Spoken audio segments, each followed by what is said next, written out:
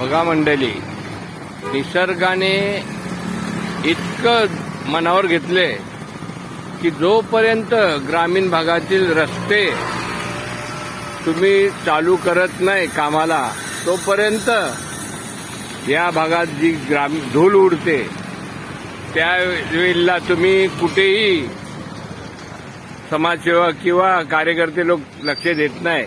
फक्त मुंबई धुता 4-5 वेळेला मुंबई धुविली आणि दैसर चकनाक्यापासून वसई फाट्यापर्यंत कोण धुणार? तुमचा बाप.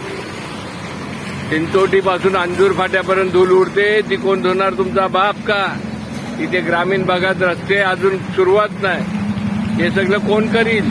जोपर्यंत रस्त्यात धूळ उडते तोपर्यंत वरुण राजाने मनावर घेतले की मी पडतच राहणार.